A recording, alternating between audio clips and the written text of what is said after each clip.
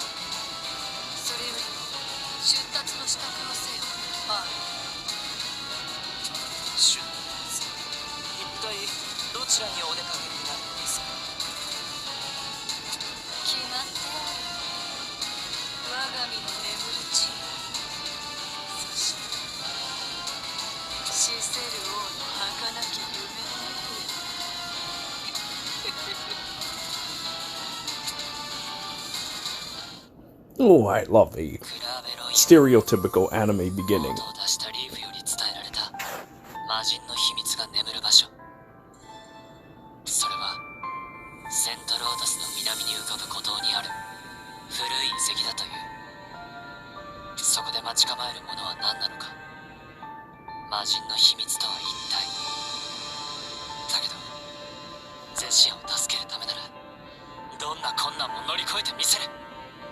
Man, the king is so badass with those red eyes. I really wish we could see more of him.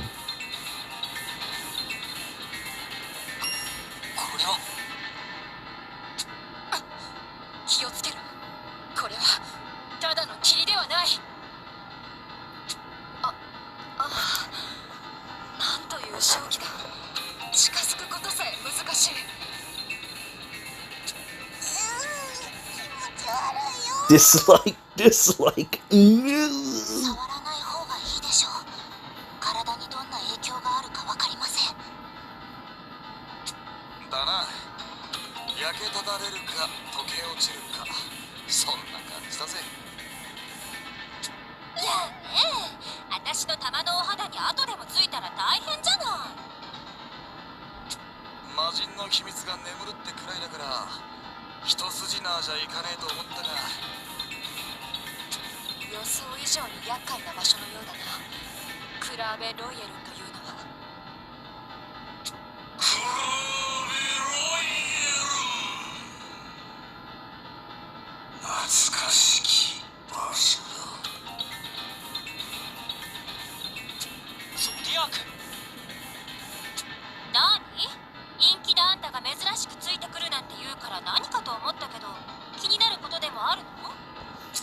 Yeah, I just want to also note that, man, why is English Mim's voice so terrible? Sounds like a chain smoker And this one actually matches, well, the way she looks.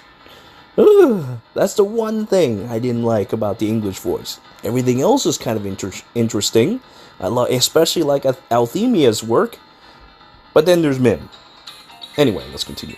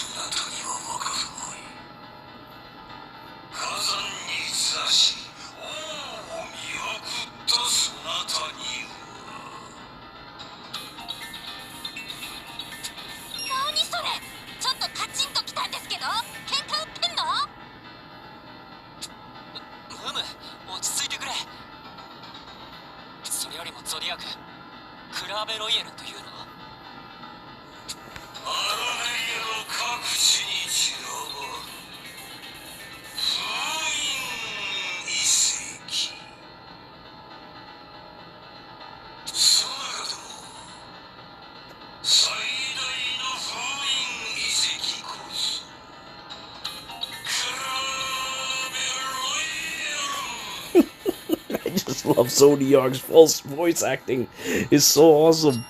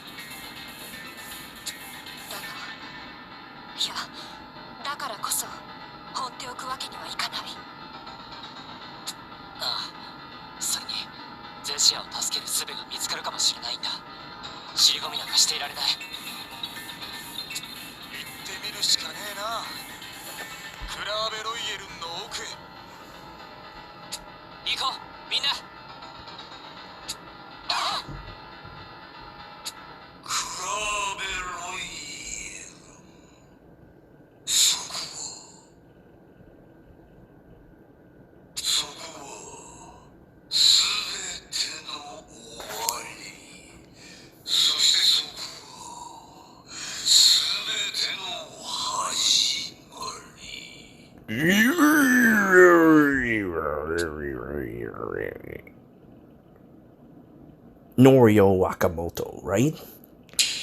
I think I can recognize that.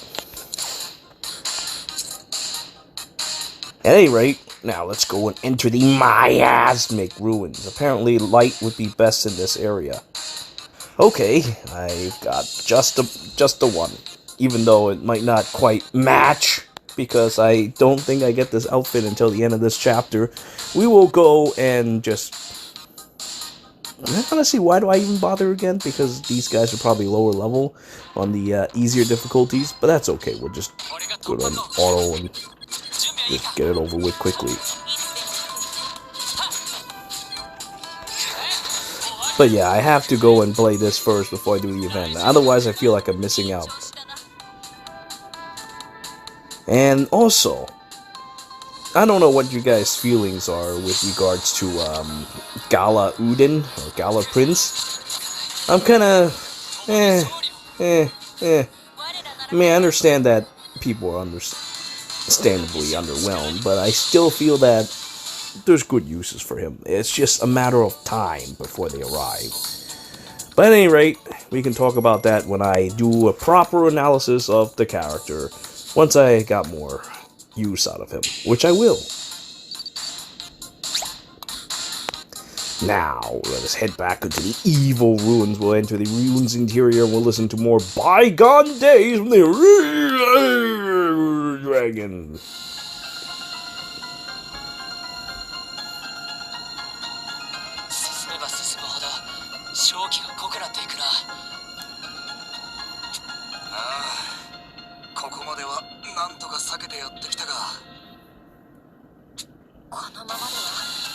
先に進むのは少し難しそうだな。回路もなさそうだし。さーて、どうすっかな。 I think I should turn down music just a tad.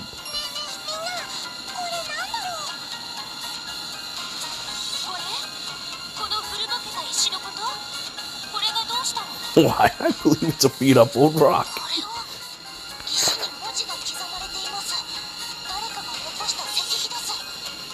Yeah, sharp teeth Cleo has.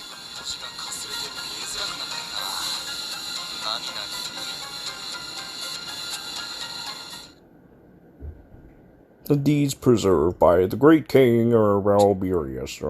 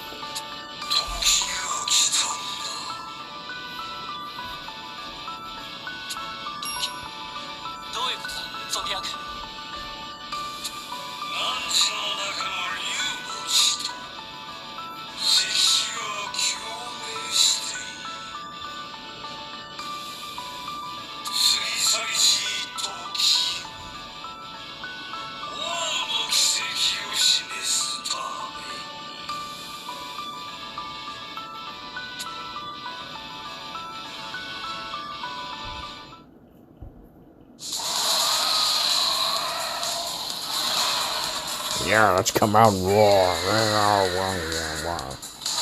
Yep, I gotta participate. Oh, who invited you? This asshole just shows up out of nowhere and decides that he's gonna also do the roar.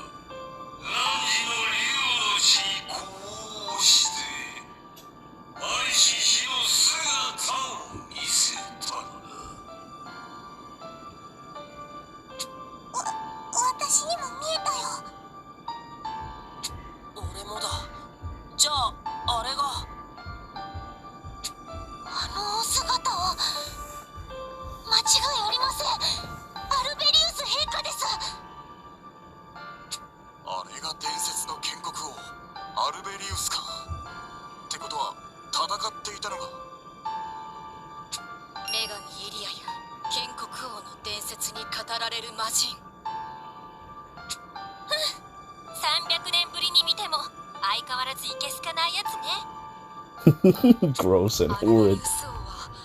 魔人のことをモルトメサイアと呼んでいたが、それが魔人の真の中。名前にさえ危険な力があると言われ、伝わってすらいなかったんだ。さっきの様子からすると、この遺跡がアルベリウスと魔人の決戦の場所だったってことか？だとすると、あんまり考えたくねえが。ここから正気が溢れたのは、この地に眠りし我が半身が目覚めつつあるということだ。我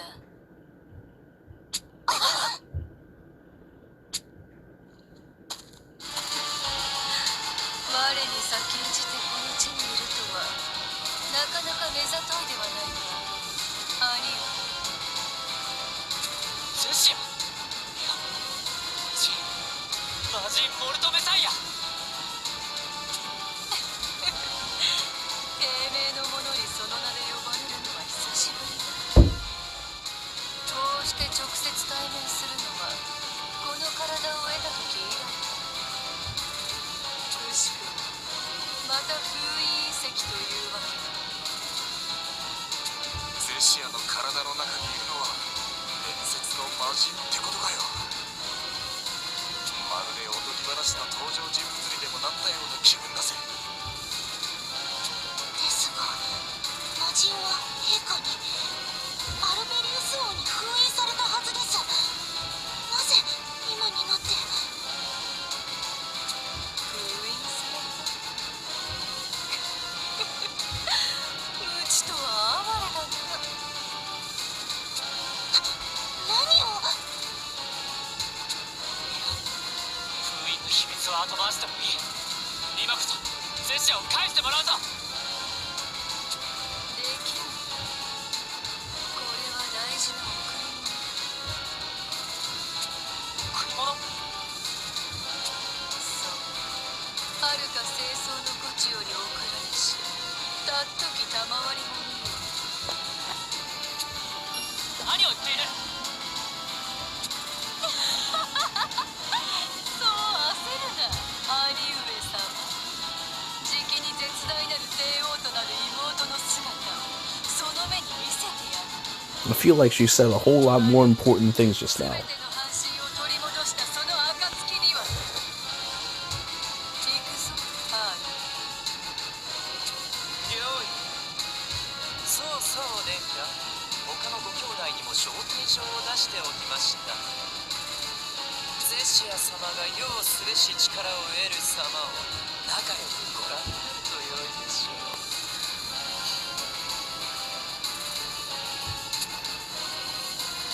待て。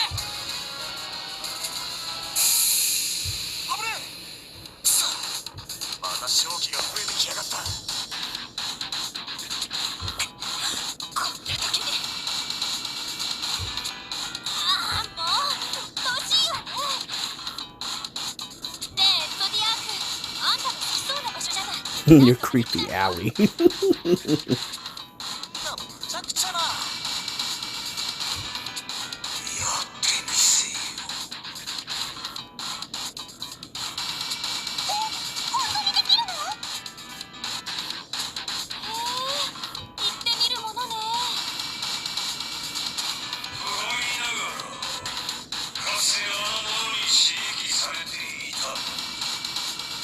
多少なりとそれにあらゆる力が身についていたような。正気を払えんの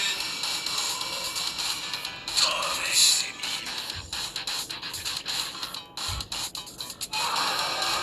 みよう。 Another miasmic god.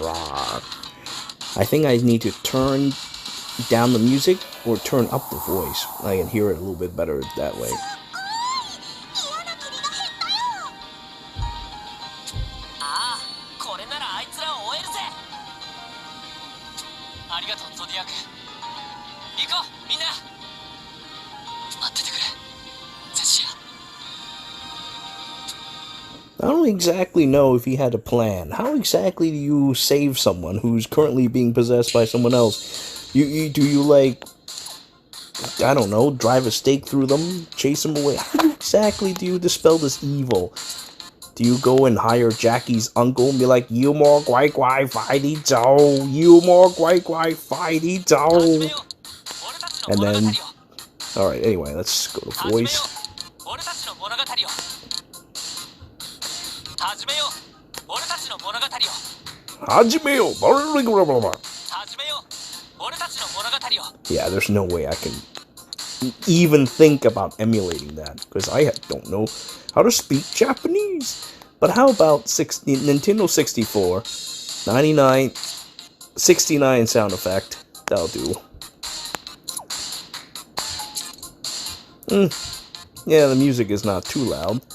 The voice, I need to hear a little bit better. So this should work out.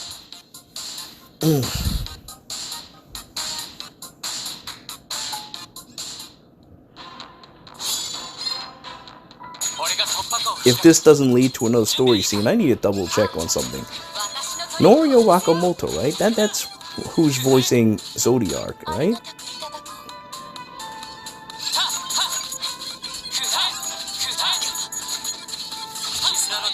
Rising Circlet. You know, Rising Circlet, although it doesn't do that much damage, does cover the whole room. Great for in situations where you need to clear an entire room. Fighting a whole bunch of small adds, he's the man for the job.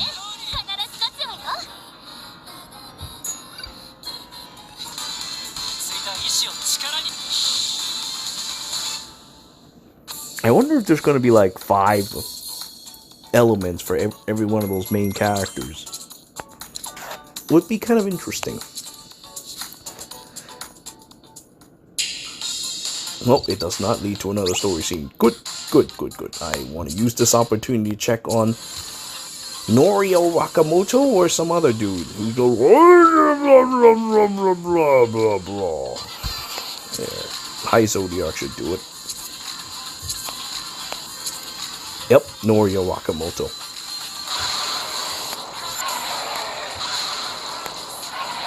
Too bad he has nothing important to say at this current moment, but I thought I recognized that voice. That's a voice that I can't possibly forget. Kamehameha! Alright, now let's go and... Wait, no, that's not where you go for this campaign. We're at a crossroad. Oh, look. Hey, look, siblings. A story untold with siblings.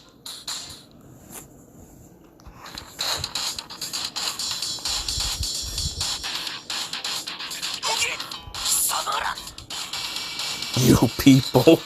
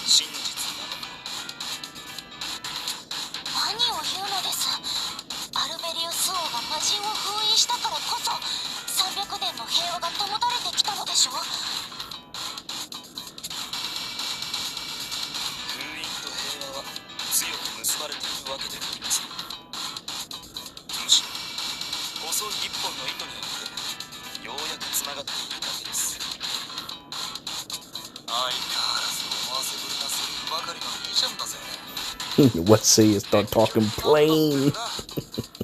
Oh, Ronzo's the best.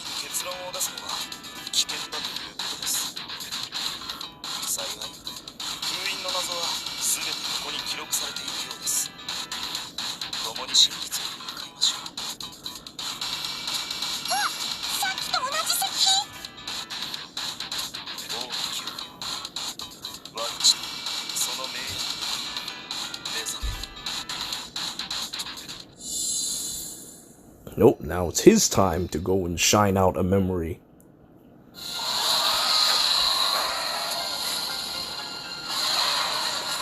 Oh, now we'll sit through this crap again. We'll do this for 6 times in a row.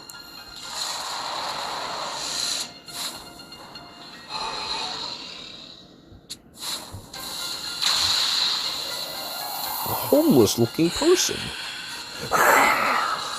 I'm so homeless. I'm gonna make a homeless sound. 頭に世界を語るドラゴン同盟、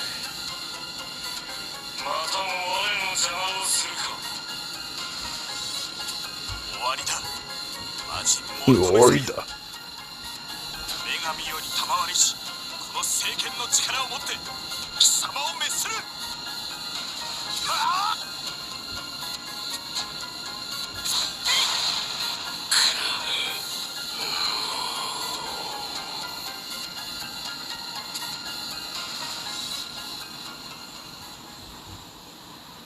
Oh, Alberius, I don't feel so good. いや、この気配、やはりまだ魔人は滅んでいない。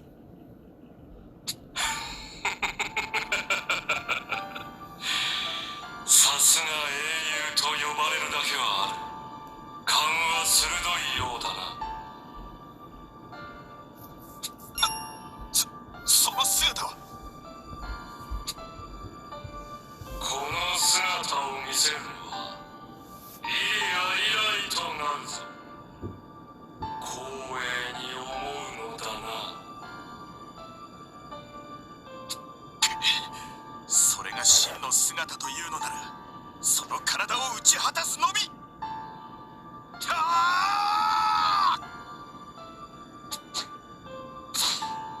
Ooh.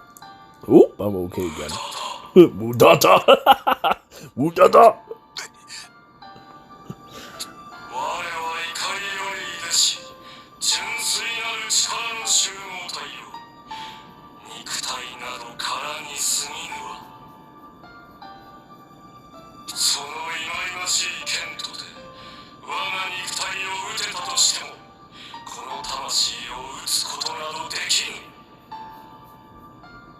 取るに足らぬ丁寧の者が我を封じようなど、身の程を知れ。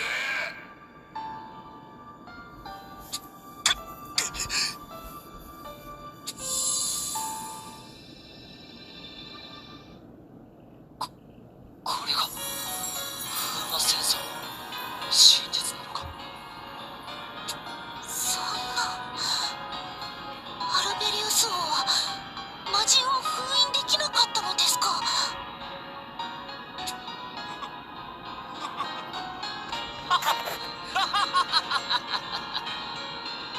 封印に失敗していただって。何が建国王だ、何が英雄だ、とんだポンコツじゃないか。I want to know what he jokes about in Japanese. But the Flounder King is pretty funny, so I would say that that's good. You did well, Emil. You actually have some spark of intelligence after all. Flounder King. おい、仮にも自分の先祖のことだろ。先祖だからなんだ。これでよーくわかったぞ。なんで俺を認めようとしない奴らばっかりなのか。先祖と同じ脳なしだからだ。人の価値がわからないんだろうさ。相変わらず頭にくる男ね。セントロータスでの一件でも何も懲りてなかったようだな。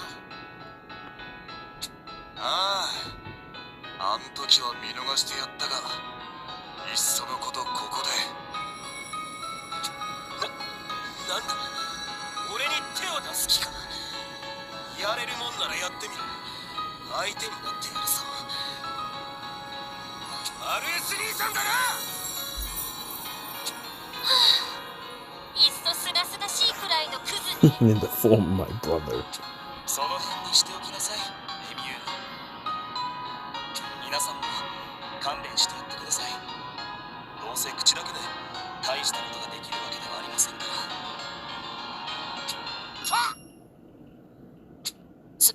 涼しい顔して結構きついこと言う兄貴だな。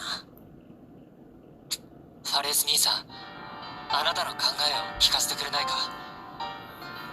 このままではアルベリアは魔人の支配する国になってしまう。人々の苦痛や嘆きを無視する悪の帝国にだ。兄さんはそれでもいいのか。私は善悪には興味がありません。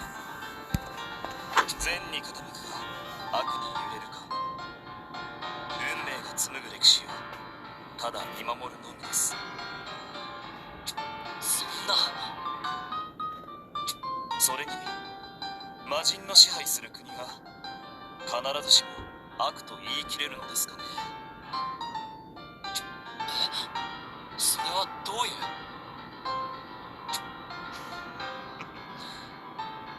答えはこの先に待っているのでしょう。さあ行きますよ。貴様は帝国の人間のはずだ。我らと共に行動するのは何かの企みか。別に私はあなたたちを見つけ次第捕らえろとも首をはねろとも言われていませんよ。そうかもしれねえが、相変わらず何考えてんだかよくわからん兄貴だな。おそらく目的地は同じでしょうから、別々に行動する意味もないと思いますが、まあ無理強いはしません。ああ、ファレース兄さん、待って魔人の支配する国。殿下、今は考え込んでいても仕方がありません。そうだな。今は先に進むことを優先しよう。 I hope we'll get to listen to Emil beg again for some point. Listening to that brain damage back in chapter 6 was pretty entertaining. Now let's go and turn down the music just a tad more. 50 should do.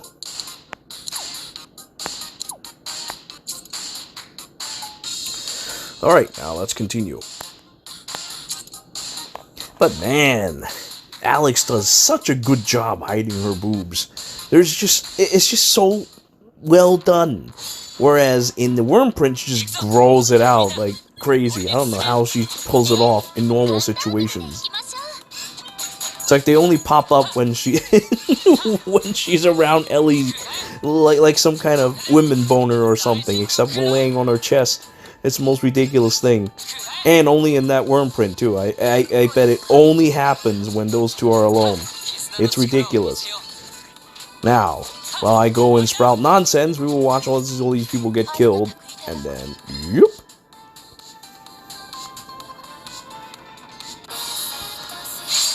Now I'm like, yeah, thing, oh yeah. Oh, I'm dead. Oh, I'm dead. If only that S2 would have a lower cooldown than 99999, or at the very least, a much higher damage than that. You know, I've seen people miss that move, and when I do, it's the most heartbreaking thing to see, because you lose out so much damage. Let's get the story in the narrow past and learn more about the Empire. I don't know why they say empires are always evil. どうした？考え事か？いや、ここがアルベリウスと魔人の決戦の地だなんて知らなかったなって。言われてみりゃそうだな。建国王の伝説は有名だが、有名な割にいろいろあやふやなんだよな。クラウはアルベリウスの従者だったんだろ？クラウも知らなかったのか？私は昔は戦いからは遠ざけられていましたので、それにアルベリウス陛下は一人でどんどん進んでいってしまうような方でしたから。でもさ、決戦ってくらいなんだから、こんな陰気な場所でやらなくてもいいのに。ここリアネルの生まれたち。ゾディアーク、ディアネルの生まれたちって。ここはかつてディアネル帝国の首都だった都市なのだ。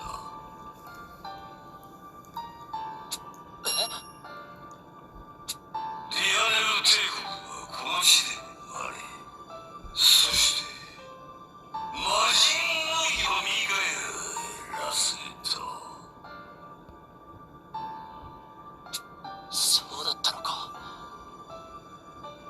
えてみれば俺たちはディアネル帝国について何も知らないんだな。そうですね。伝わっているのは魔人崇拝国家であったことと魔人を復活させたことだけ。人間の考えることは昔からよくわかんないけど、これは極めつけよね。魔人を蘇らせるなんて自殺でもしたかったのかしら。確かにディアネル帝国の人々は何を思って魔人を蘇らせたんだろう。このような話を聞いたことがある。ディアネルは最初から魔人崇拝の国であったわけではない。もともとは女神イリアを信仰する国家であったのだと。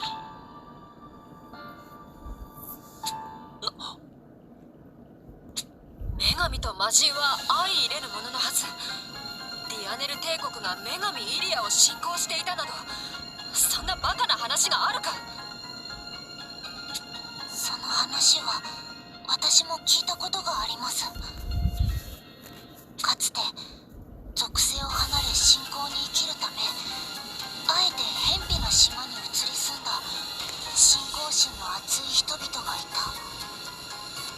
その人たちが作った国の名がディアネルだと。そんな、まさかイリア教徒が魔人崇拝に終始買いしたというのか。なぜ敬虔なイリア信者たちが魔人崇拝なんて。イリア教国であったディアネルがいつから魔人崇拝国家となったかはわからん。だがあの者らは常にこう言っていた。もういびつな世界を正す。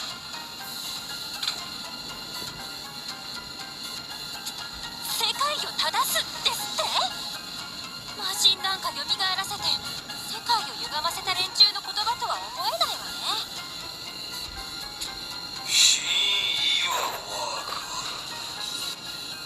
だがあの者らにはあの者らの信念があったのだ。信念ね。悪いことをしたいってだけの連中じゃなかったんだな。ま、国家だからな。信じる者がなけりゃ人は集まらないもんさ。信じるものか。俺もディアネル帝国は魔人を蘇らせた邪悪な国家としか思ってなかった。でも300年前この場所には多くの人が住み暮らしていた。彼らにも彼らなりの考えがあったはずだ。一体どんな人たちだったんだろ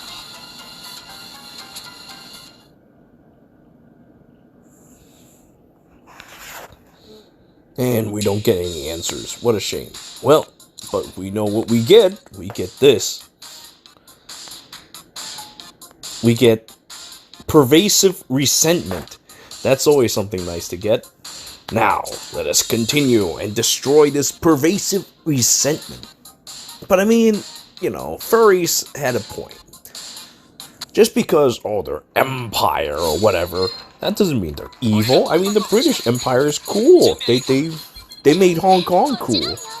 And along with other places. They modernized a lot of places that would have otherwise been a little iffy. I'm not going to go and claim that China had a very good experience going into the industrial age. They were pretty piss poor. So, yeah, I mean, the British might have done a little conquering and whatnot, but that's simply what empires do. And, I mean, it's not like they governed their land poorly. They did well. But I'm not gonna go too into that. I mean, I am not that into politics. I just find the idea that of understanding that the Empire is not all bad. Well, let's see if that is the case here. Once we reach the end of this pervasive resentment. Hey, look at me. I got a big smile for you. I've got some pervasive resentment just for you, pal. There he comes. Oh, now I'm dead.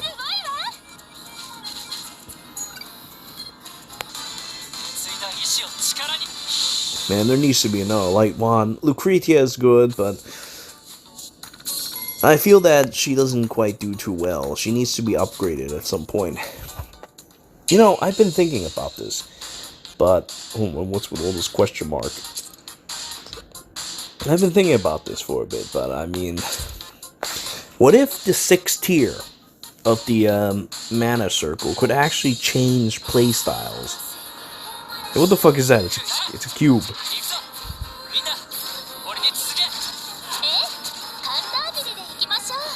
I want to see if my AI can defeat this Dyson cube. Oh yeah, they're kicking its ass, no problem. Ooh, I'm a cube and I am dead. Ooh, ooh. Okay, I just defeated a cube. Sweet. Yeah, that cube can kiss my ass. Now that I've defeated a cube, hopefully I get some truth out of this. The truth is this chest. Aha.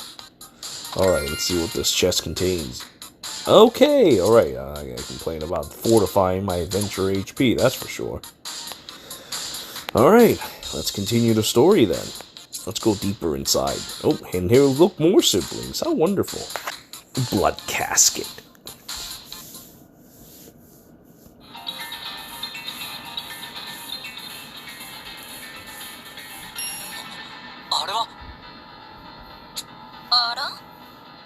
Oro? Hideyoshi himself. 私は帝国の主。主君の求めに応じるのは当然だ。それが何者だと。レディーとしては正体には礼儀をもって答えねばなりませんわ。2人とも1人で来たのか。友もつけずに。友などつけられるわけはないでしょ。え？あなた方はここまで何を見てきたんですの？クラーベロイエル、結国王と魔人の決戦の地、王家の秘密の眠る場所。そんな場所に迂闊に余人を踏み入れさせることなどできますか？本当を言うと、そこのお友達にも立ち去ってほしいのですけれど。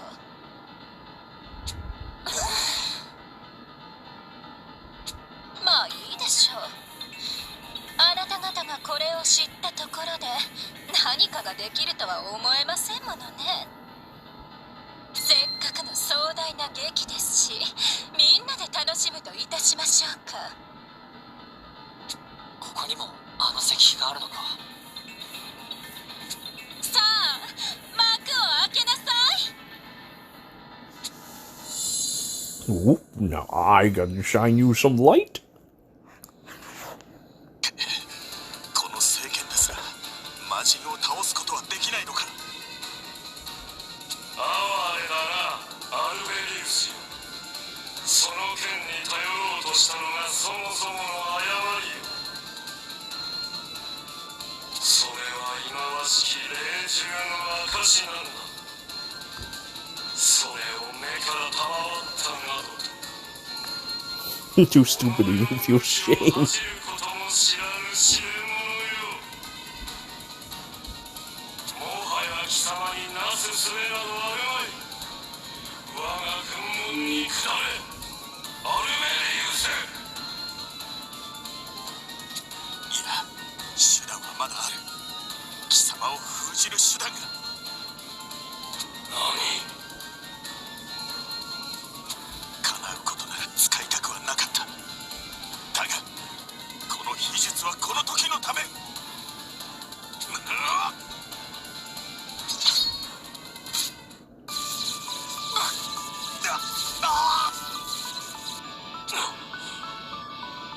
政権を自らに突き刺すとは血迷ったか、アルベリウス。血迷ってなどいない。我が血脈に政権の力を刻む。なんだと。これが俺に残された貴様を封じる唯一の方法。血管の秘術。何をするつもりだ。貴様が眠る棺は我が血だ。この血脈に貴様の魂を封じ込める。血脈だと。バカめ、そんな真似をすれば貴様の血を引く者すべてに我が魂が混じり合うこととなるぞ。さすればいずれ貴様の子孫の体を奪い取ることもできよう。所詮はそのわしの身の時期に過ぎぬ。我が血を忘れたか、モルトメサイア。竜の加護を受けし、この竜の血ならば貴様の異界の力さえ封じれよう。我が血に溶け込み、その力とその存在はやがて消滅するだろう。俺はその希望を我が子孫に託す。希望を託すなどくだらん。それがいかに空想なことか、いずれ思い知ることになるぞ、アルベリウス。我が血の中に眠れ、魔人よ。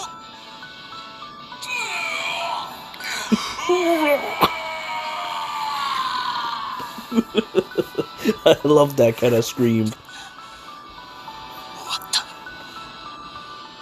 長い戦いがこれで。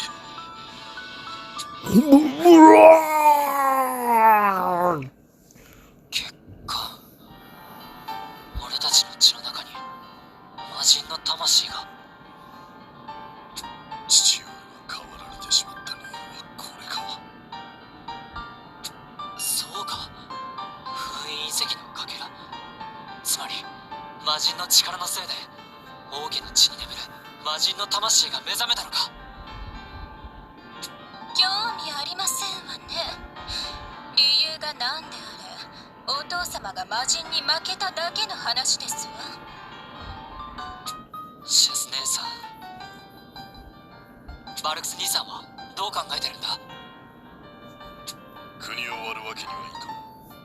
一つの力に収められてこそ知性は安定するのだ。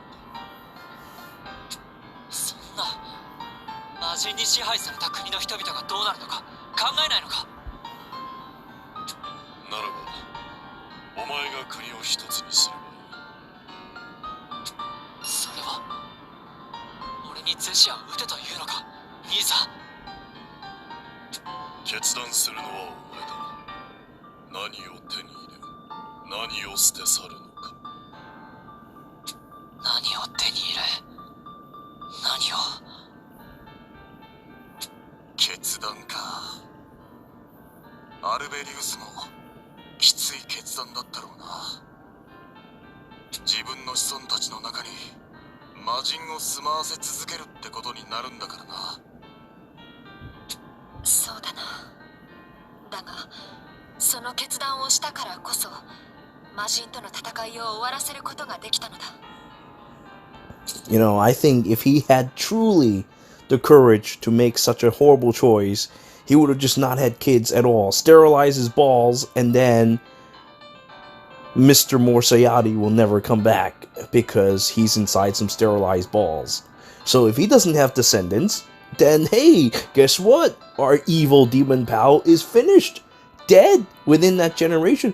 I mean, yeah, poor Alberius is not gonna have kids, and his line is gonna be finished, but that's okay. You ended such evil and that is the courage that you should have made. But no, I see this lady. I gotta bang her repeatedly and not sterilize my balls. And now more Sayadis all over my descendant's blood, as he has said.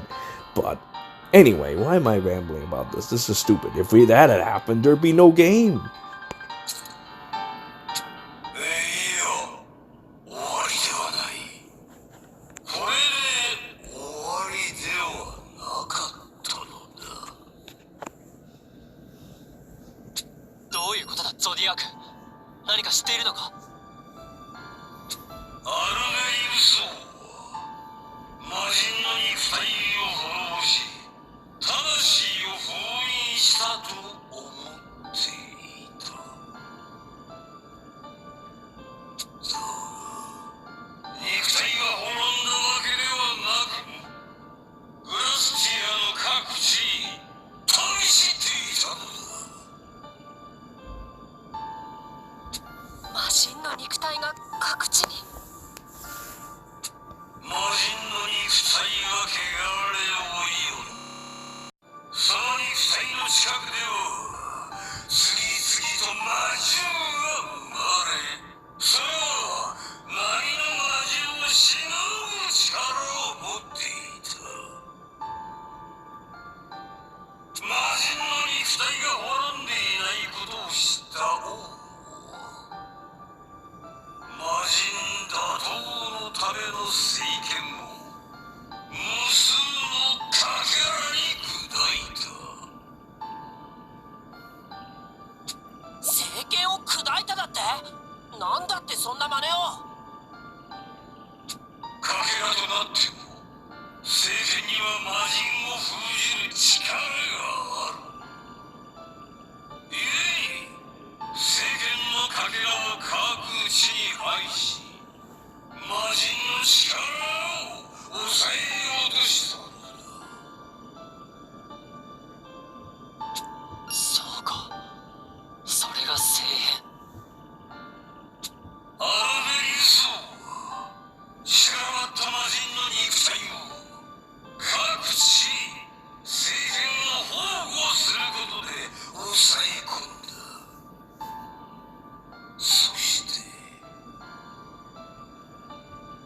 魔人の肉体の行方を追った王は再びクラーベロイエルへとたどり着いたのだ。その後どうなったの？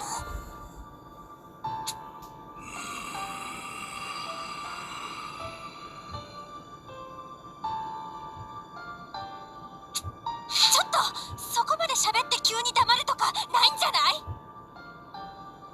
アルベリウスの最後は謎に包まれています。突如として失踪し、その後の行方を知る者はいない。陛下はアルベリウス陛下はどうなったのです？落ち着けクラウ、お前らしくもね。その答えもこの先にあるだろうぜ。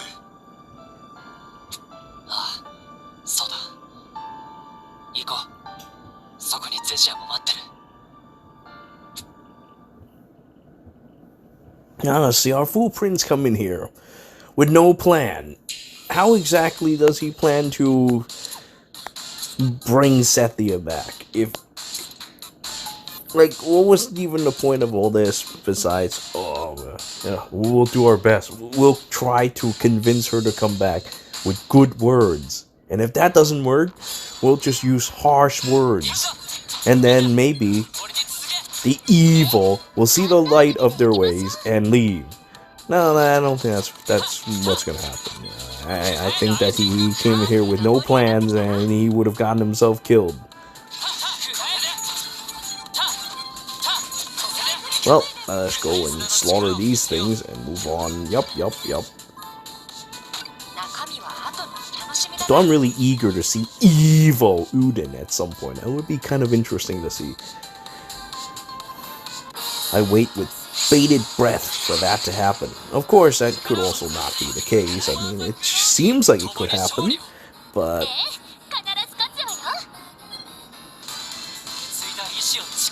Anyway, this is a decent lore chapter, so I must continue to watch this. I made the right choice coming here before doing the event, because I think the event might have something tied to it. A corpse is inviting me to what? To dinner? To a diner? Straight in hell? Ooh, I can't wait to dine in hell. Let us go and join this corpse. Exo, let's go and dine in hell. Ooh.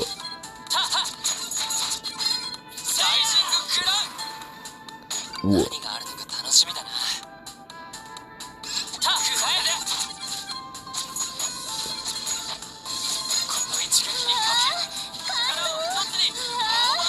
See, this is exactly what I fear would happen. The S2 being wasted on crap like that. It takes a second to come out. So, for its cost, it's a very dangerous move. And in terms of value, it's just not there. It's just such an unfortunate thing that they did with Legend Gala Udin. Gala Prince. Hey, look, I'm being invited to go dine in hell. Oh, I got shot with laser. Now I'm going to die now. Ooh. And now he is dead. Ooh.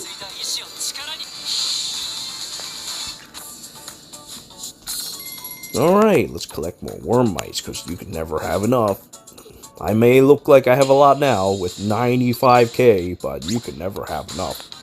Now, we'll go to the wonderful place called Death's.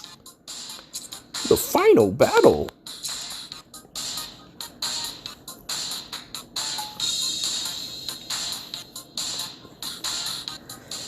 Well, we didn't learn much about the original Dardanelle Empire. And now we gotta go into these deaths. Hit a chest. Oh, look, another chest.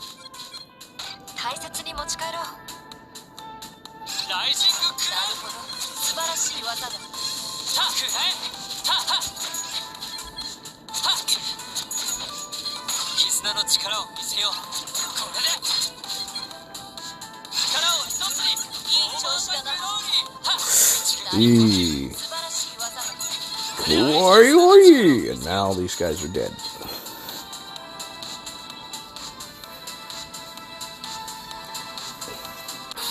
Hey, look at that dude, the dude with the smiles back. Oh yeah. Dude, I always wonder, why do skeletons smile so much? Why do they like to smile? They're supposed to be dead, yet they smile so much. Oh, here's that.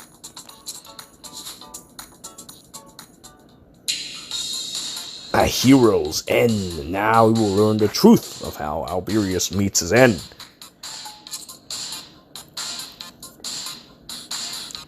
Now the oldest sibling and the youngest one will get to meet together. Let's see how this turns out. Ah.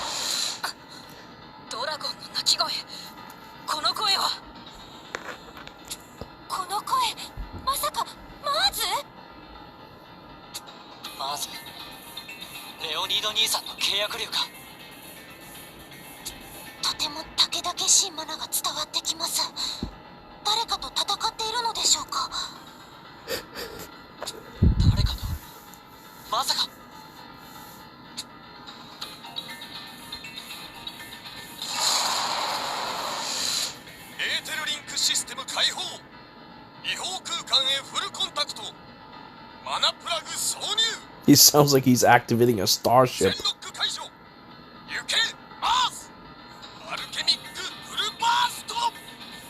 I also like those crazed eyes of his. He's the best character. Leonidas is so crazy. He's out of his mind.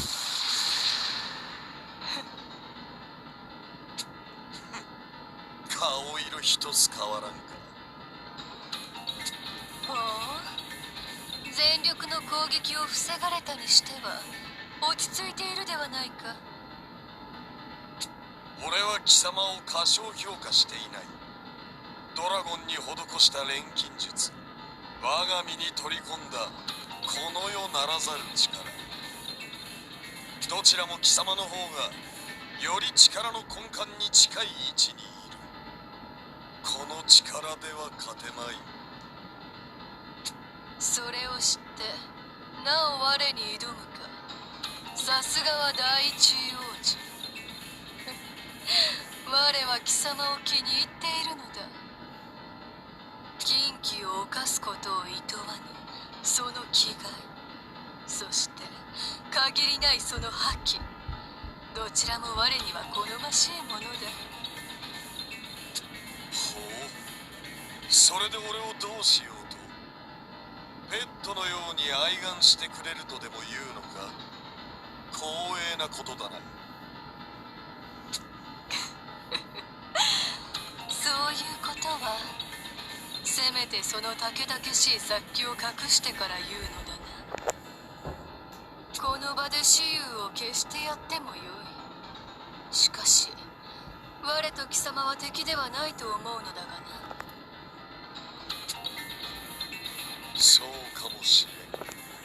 少なくとも世界を古き支配から解き放つまではな。ならばレオニード、我と結論を急ぐことはないな。まずは新たな客人たちを歓迎しよモルトメサイア。う。来たか、アルベリウスの末裔たちよ。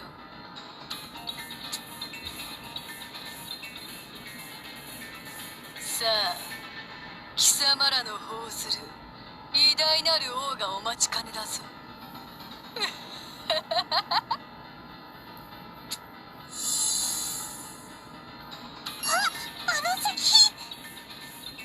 そうか、ゼシア様に流れる竜の血に反応して。ドクと見よ、これが英雄の最後だ。Look well upon this. 魔人の肉体、その最後のかけらはここにあるはずだ。おい、あれを。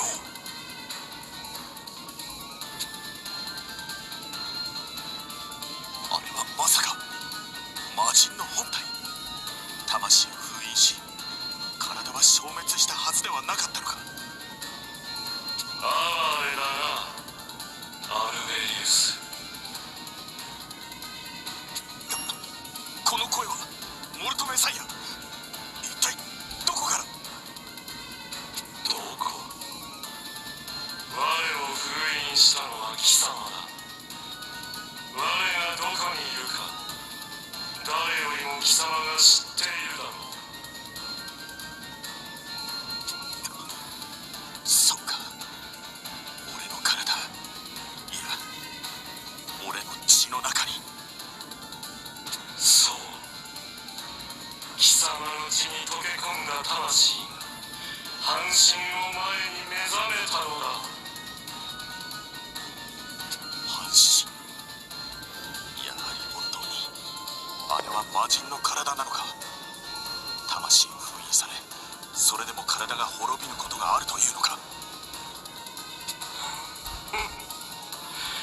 この我を貴様らの尺度で測られては困る。魂なき体とて貴様の国を滅ぼす程度の力はあるぞ。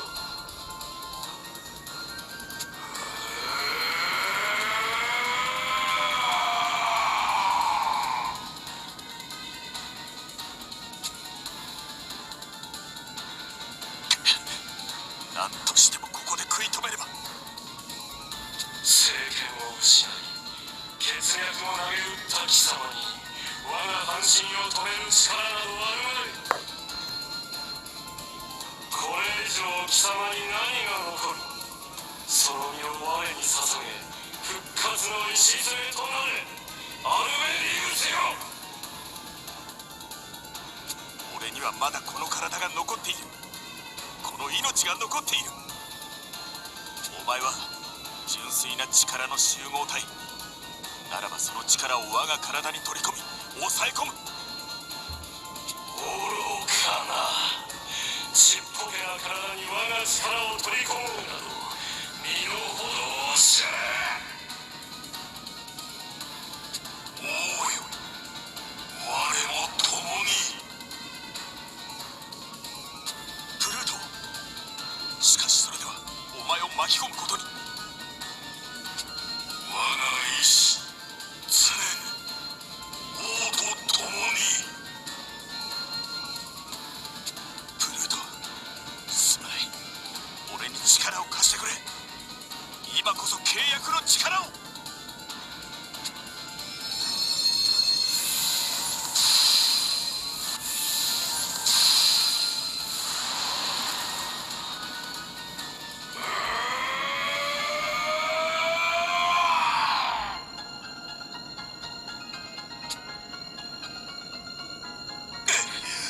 なんという正気。だがその正気をとこの身に取り込む。 Ooh, sucking miasma. That can't be safe.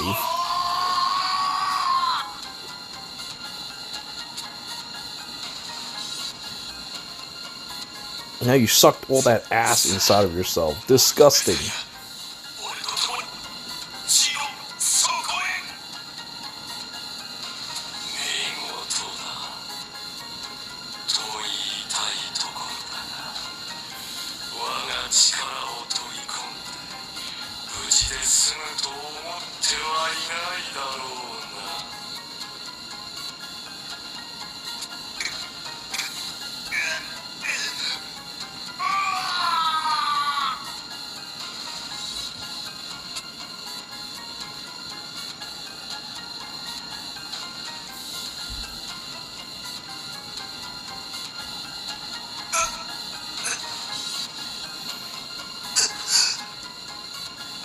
それが人の身で神の技をなそうとした代償だ。その体ではいつまでも我が半身を抑えておくことなどできまい。我が復活は時間の問題だ。それでも時を稼ぎ後の世に希望を。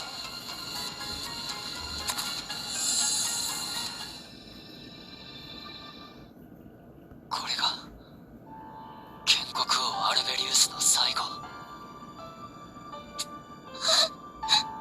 そんなアルベリウス陛下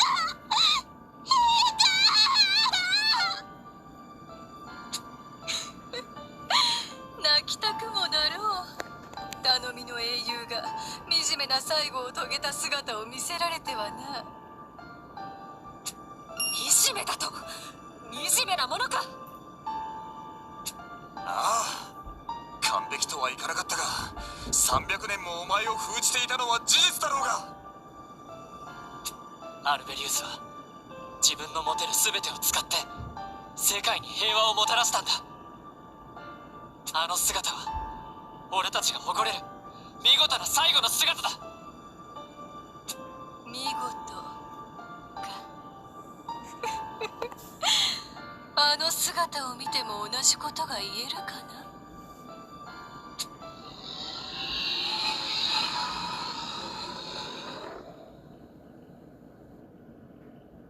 この声、これはまさか。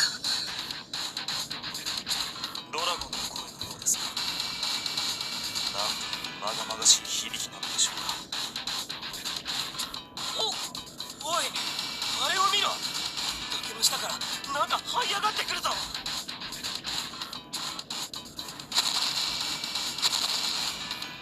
Hey, it's Diablo. What's going on?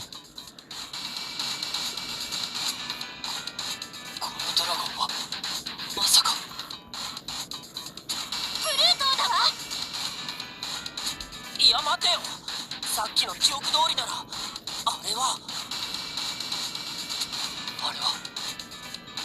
あれは建国王アルベリウス。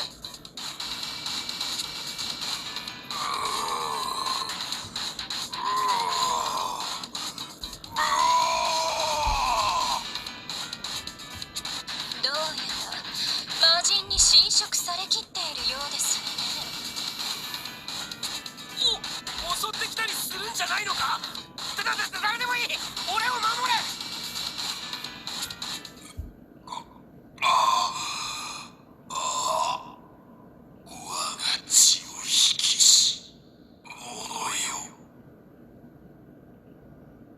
このよ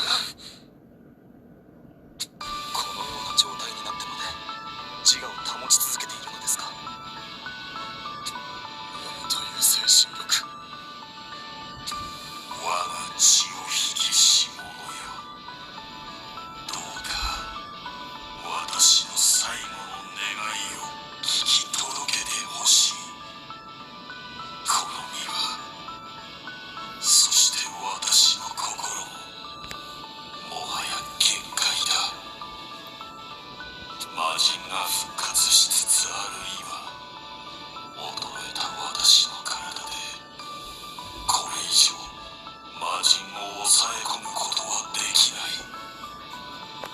その前に私ごと魔人の本体を。死に損ないのくせにおしゃべりだな、アルベリウスよ。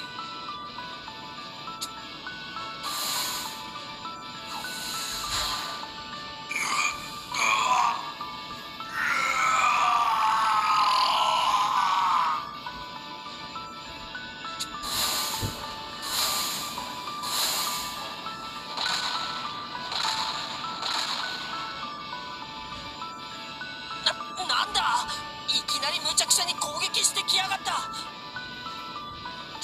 ゼシア、魔人の影響でプルートに取り込まれた魔人本体が活性化しているのでしょう。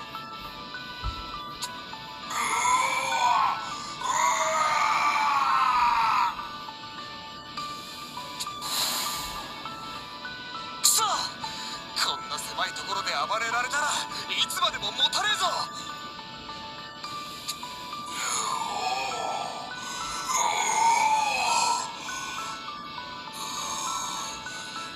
頼む、我が子孫たちよ。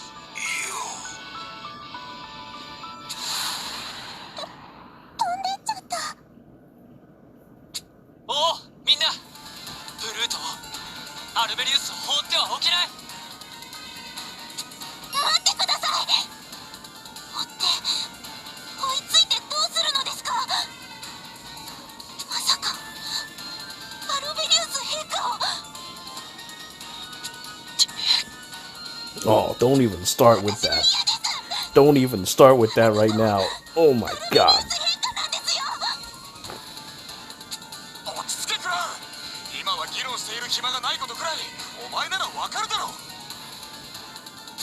そうかもしれませんが、私は陛下と戦うことなんて。クラウ、俺も希望を捨てたわけじゃない。でも追いつかなければ助けることもできなくなってしまう。私は諦めません。あの方はアルベリウス陛下なのですから。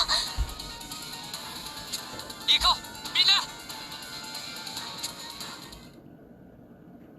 He's like melting into fine paste. See, this is what happens when you decide to go and take the soul stone into your skull. This is what happens to Diablo. Or the nameless wanderer. Or whatever his name was. He didn't have a name. I think he was the player character that is a warrior. But anyway, he decides to take the soul stone into his skull. And then, well, I thought I sealed the beast, but that's actually... Anyway, as I was meant to say, he wasn't able to contain the evil, and he ended up becoming the evil himself. But anyway, unfortunately, my video got corrupted, so I have to redo this part again. But that's okay, it's about to be over anyway, so there's really not much else to comment on, besides on some terrible, terrible, terrible scenes. I'll talk about that in a bit. Now, first, we have to go and get to the Netherworm's lair, defeat the evil Chthonius, who's melting into the ground. We must put him out of his misery. I have to record this over again. But anyway, I remember saying that this, ooh, I just killed whatever that was. Twilight Worker? Well, he's dead. Murdered. I can't help but feel that with regards to Gala Prince, he really should have been a free character. He really should have been a free character. But I guess I can talk more about that later. Now, we will watch as he goes and murderizes his golems and shoots out a massive AoE. Oh, and now we get to fight the boss. The boss. Oh, did we not even get the cutscene before that? Oh, I remember getting a cutscene before we do that. Oh, here it comes! 54,000. At least that damage is still decent. No. Compared to the cost of actually casting it, not decent at all. But man, to do this again was pretty bad. I thought I would even get the cutscene in between. But anyway, I guess maybe I'll see it here. Resurgent Despair.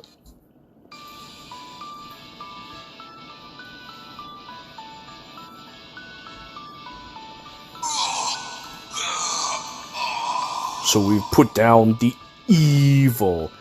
Well, not really. He's kind of just about to become evil.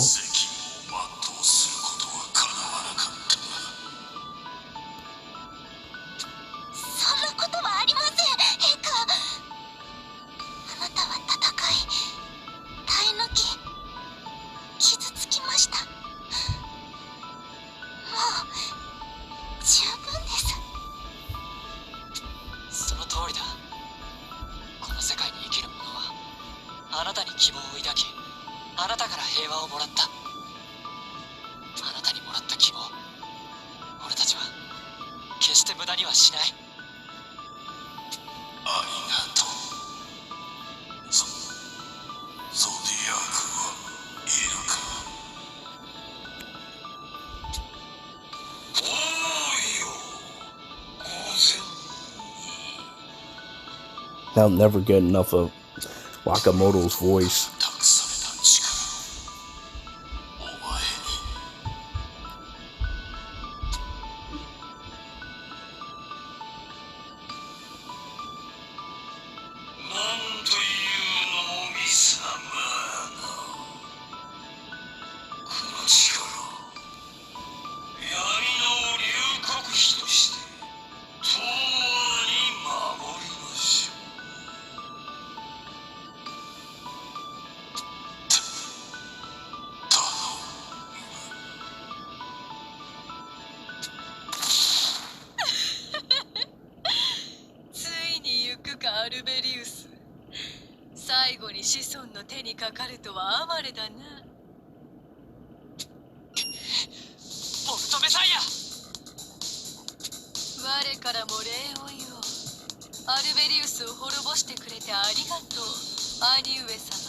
I find it pretty adorable that despite all that, Sayati still calls our favorite main character Dear Brother. Dear Brother, that is so adorable. Even if it's just mocking.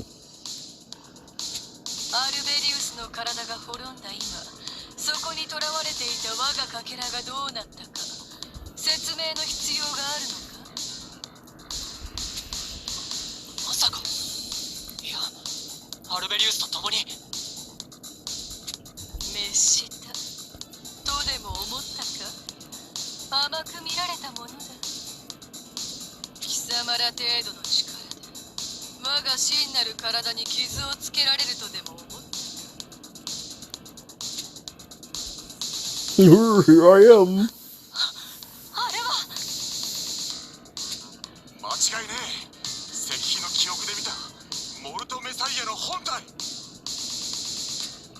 Honestly, we should have just targeted Zethia first.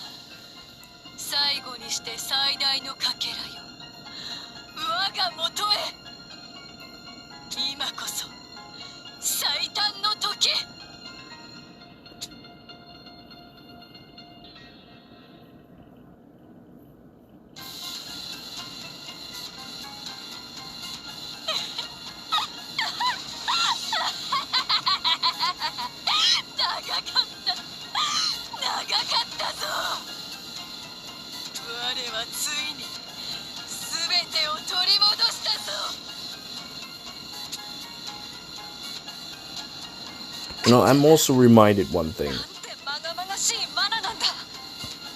You know, during the whole fight with Alberius, we ended up getting the Void Battle music rather than the epic music that we have with, well, what's left of Aurelius, the original king. It's too bad that no, he's the original. You know what I meant. The king. But anyway, the king's music was not there for this one fight. We ended up getting the Void Battle music again, and it was really disappointing. I commented on it then, and it made sense, but having to redo a video like that is really frustrating. But hey, at least there's not much left. 体が震える。奴を恐れている。俺の本能が。向かい合っているだけで気が遠くなりそうだぜ。私、もうダメか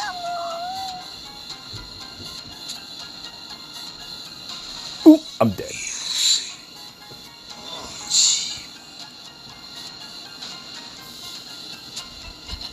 ゾディアーク。あの体が巫女のものだと承知している。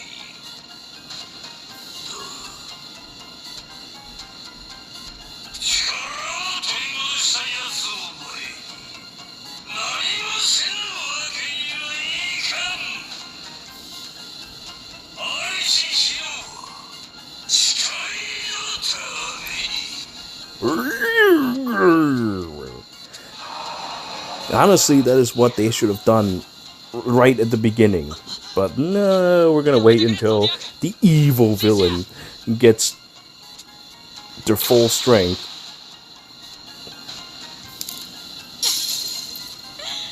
相変わらず心配性よな、兄上。ゾディアークの攻撃が全く効いていないのか。一つにして全てとなった我が力、工事せねばわからぬか。おとなしく我に従っておればよかったもの。消えよ、闇竜。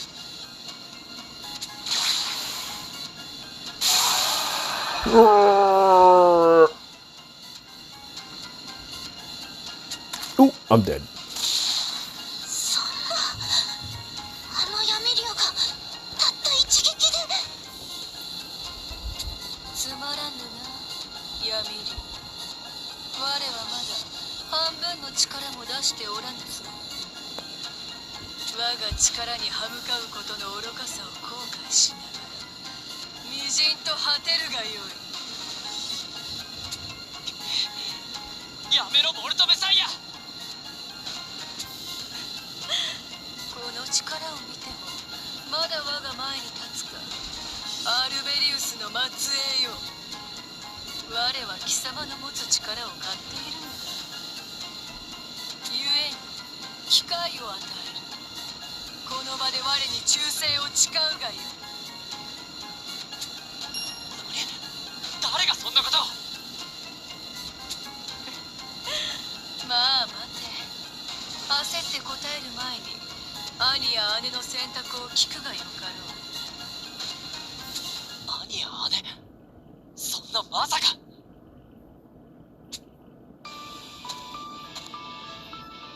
レオニード兄さん。鳩は力。最も力を持つ者が頂に立つことこそハード。それこそ俺の望む道だ。だから力のある者に従うっていうのか。従うわけではない。古き戒めを打ち破るために共闘するだけよ。いずれ頂を争うことになるだろう。 Honestly, I wonder what those old ways he's talking about.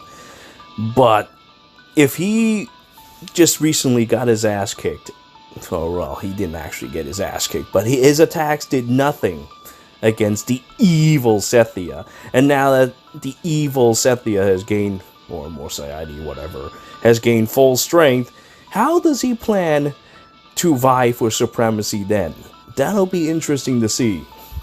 Whenever that'll be, 20 to 30 chapter from now. Let's see how that'll go.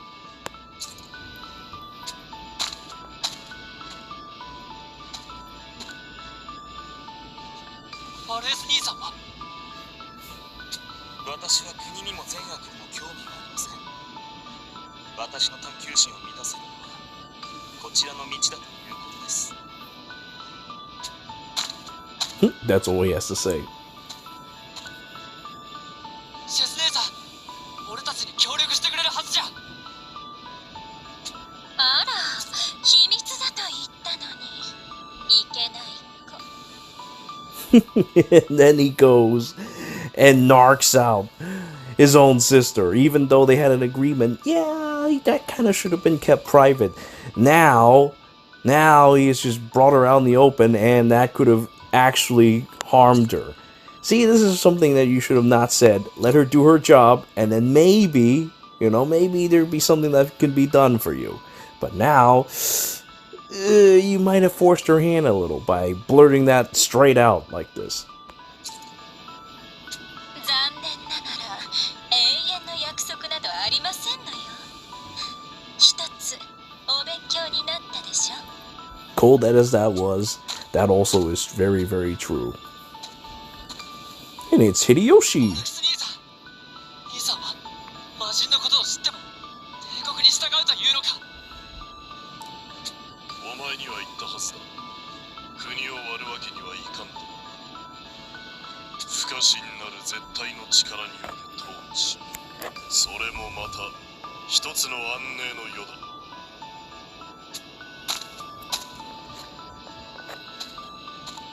エミュール、君の望みはこんなものなのか。うるせえ！弟の分際で説教するな！こいつも俺をクズ扱いしやがって。こんな世界マジにぶっ壊されちまえばいいんだよ。 I don't think our pal here. 聞いたか？残るはお前だけだ。 I really don't think our pal here is going to treat you any different now than before. They're probably still going to treat you as gutter trash. But that's what happens when you act like gutter trash. Now, with regards to Hideyoshi, Valiex, I don't know about the idea of peace with this. I mean, it makes sense. We'll have to see what this Empress Zethia's goal actually is. But with an uncertain goal, he certainly took great stride into a uncertain territory. He could be serving evil, harming his own citizens, and, bringing something that is completely opposite to peace. I mean, we're not sure if the Empire really is going to be actually good or evil. I mean, would you really believe what this person has to say? This person who possesses such a hot sister? I don't know. I mean, that doesn't seem like what they say is something worth to just believe in. But let's continue. それでも俺は All my siblings abandoned me, but it doesn't matter. 英和か。勘違いしているようだが、我は人間に興味などない。何を突然。我は人間がどうなろうと興味はない。逆に言えば、滅ぼしたいわけでも苦しめたいわけでもない。お前が望むのなら、あらゆる苦難から民を守ってやってもよいぞ。今さら何を言ってやがる。そんな話信用できるわけ Line な of いぜ。 crap. ならばお前は森のハムシ一匹一匹を憎んだり慈しんだりするのか？森の民。ハムシだって。 No, they actually got a point there. 言い方だが、魔人から見れば人の命はそんなもんってことだろう。人々の争いはない。魔獣どもはすべて我の意のまま。誰も傷つくことも不幸になることもない完全な世界だ。我を崇めたたえるだけで完全な世界が手に入るのだ。一体何をためらう？ Well, one, you can't be trusted. 世界。俺は。 I mean, you could just be full of shit and just trying to get us to lower our guards or something like that. Not that it really matters. I mean, what they say makes sense. What Morsayati said makes perfect sense. It's like, hey, you know, I could give two shits about you mortals. I have much better things to do. If you want peace, hey, look, that's not a big deal. So it makes sense. But I mean, honestly, would you just believe someone like that? Believe someone who's so obviously evil that, well, they're not? Bit of a stretch there. That's exactly why Valiex just kind of going on with that, despite, you know, it may seem like a peaceful solution now, but you never know. If this evil god decides, hey, look, this world is a mess, we need to go and destroy it, kill all the humans, yada yada yada, what are you going to do then, huh? You have served the Empire, and you have served the wrong side, and instead of helping your dear little brother here, you ended up messing things up, and now Morsayati destroys the world. Guess you got yourself to blame in the next world. That's one of the problem I have with Valiex. He's a good guy. It's just that his beliefs are a little off, shall we say. Loyalty is good, but I don't think this is the right type of loyalty. You're not loyal to the right cause you originally believed in. But anyway, enough of that babbling. Let's continue.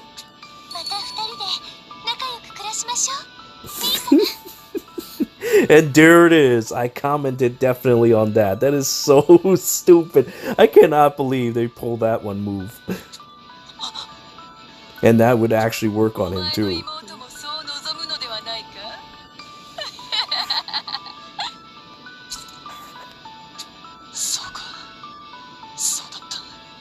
The next line is really terrible.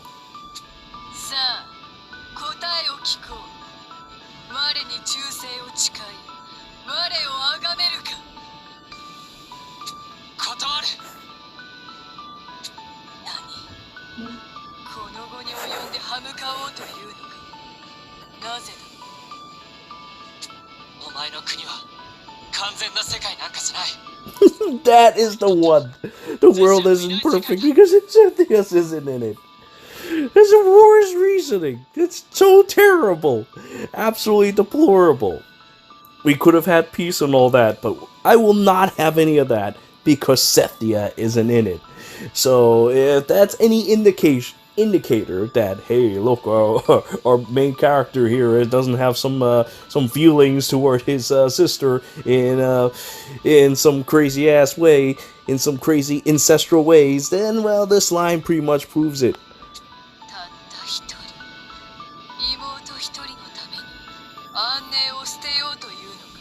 I mean, even our pal Morsayati doesn't seem to understand.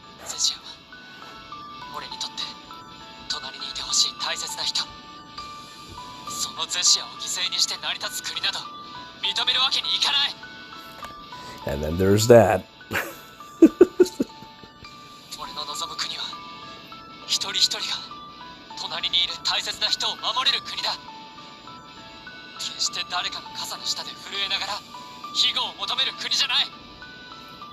See,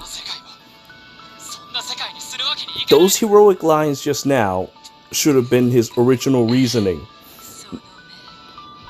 You know, it would have held a lot more weight.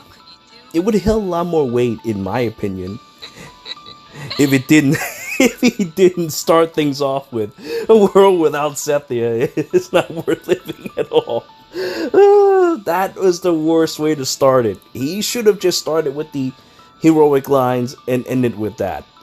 But instead, now my opinion of our main character is that of, I'd much rather have my sister and let the world burn, kind of thing.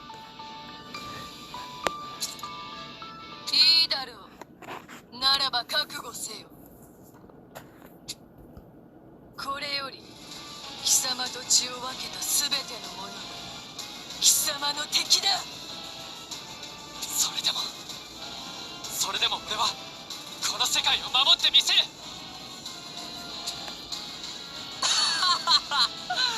ご立派な決意ですな。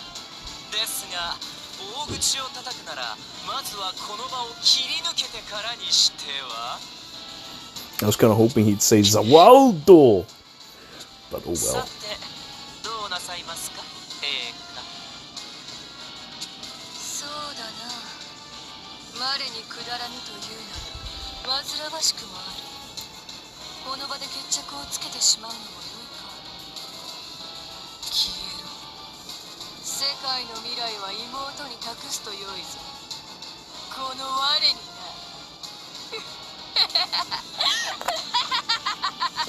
And see, this is what happens when you came in here with no plans. Now you're going to die. アルベリウス陛下。光希望をついえさせはしない。残されたわずかな力で皆をここから逃がすくらいは。死に損ないが余計な真似を。おとなしく消えれば苦しまずに済むものを。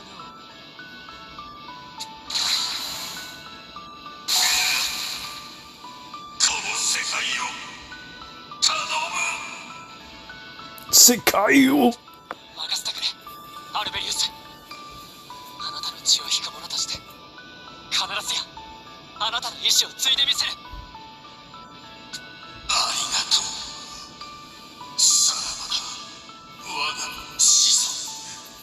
さらばだクラウ。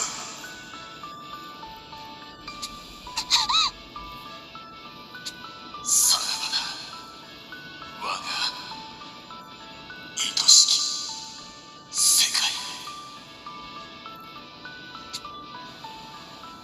Oh, Cleo, I'm not feeling so good.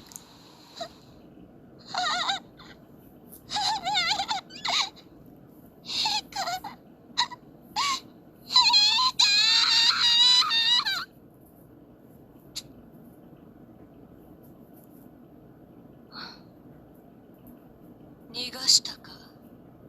すべてが思うがままとはいかぬな。だが奴が兄弟たちと殺し合う様を見物するのも一興か。さあ行くぞアルベリウスの血族よ。我に続け。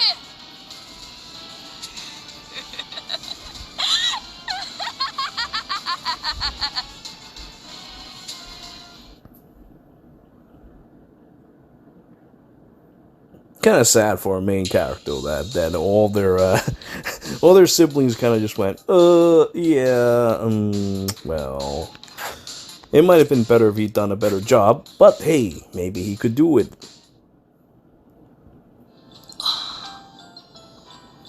復活を止めることができなかった。マシンモルトメサイア、このまま放ってはおけない。倒さなくては。でもできるのか俺に。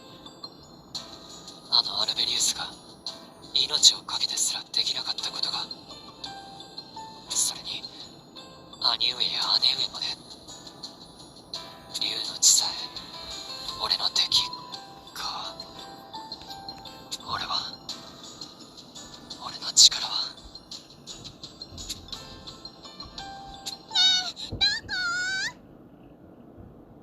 ナム。こんなところにいた。急にいなくなるからみんな心配してたよ。ごめん。大丈夫？ああ、大丈夫だよ。本当に？すぐに無理するから心配だよ。大丈夫。俺を支えてくれる人はいっぱいいるって分かってるから。俺はまだ戦える。そうだよね。いつだって何とかしてきたんだから。じゃあみんな心配して待ってるから早く行こう。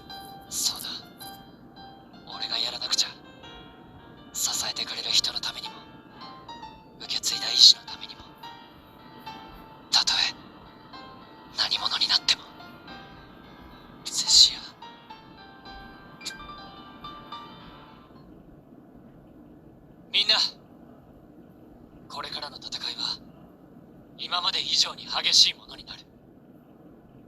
大きな犠牲を払うことになるかもしれない。もしかしたら俺自身も。だけど信じてほしい。俺の進む道、俺の目指すもの、俺は必ず取り返す。平和な世界を。みんな頼む。俺と一緒に戦ってくれ。行くぞ全軍出撃。 And so, this is how Gala Prince was born. I like how everybody kept a straight face after listening to him going, "Oh, Zethia is more important than the world." Kind of iffy there. I like how no one raised a comment on that as well. 見つけましたよ。これこそ隠されしアルベリア王家の歴史。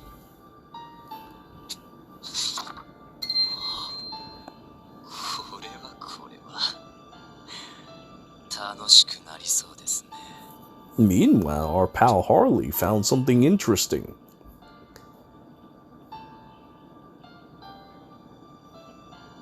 Behind everyone's back, he has decided to read some secret history.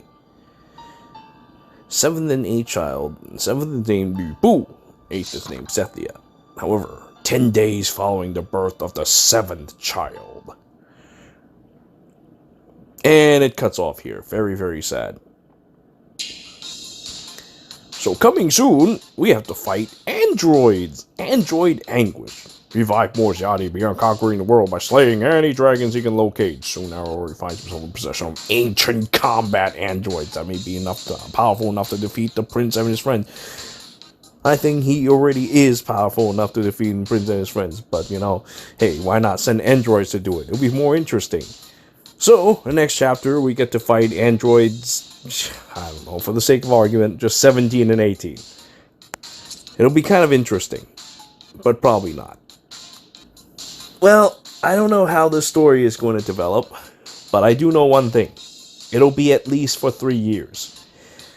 It's been data mined in these anniversary files that they have anniversary sound clips for up to 3 years.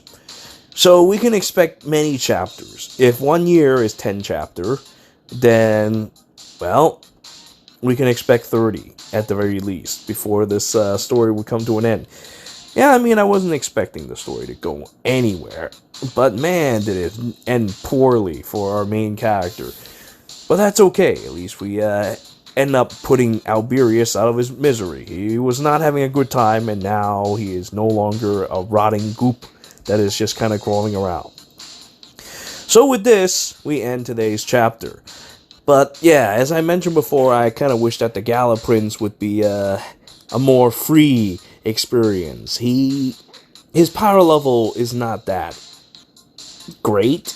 I feel like he would have been perfect as a free unit that we've gotten after finishing chapter 10.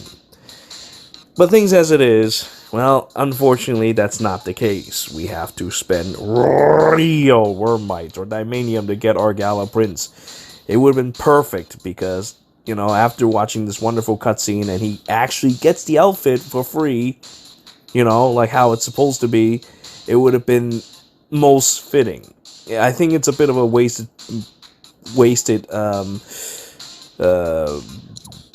opportunity. I think it was a bit of a wasted opportunity to just kind of make it so that we have to buy these things. I don't know. Maybe in a story point of view, I think it would have been great if he just gets it. But, well, business point of view, it's another thing altogether. But still, in my opinion, though, currently the Gala Prince requires a bit of babysitting in order to reach his max potential. He's going to need some new dragons that will actually bring out his maximum potential. As he is right now, the current meta does not allow him. The game right now is all about skill damage from individual adventurers.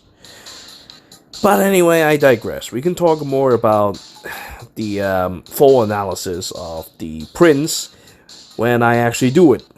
I should probably stop keeping you guys around with all this nonsense, especially since I have to redo this part. Oh my god. So, with this, I thank you all for joining with me in today's wonderful experience of Chapter 10. Until next time.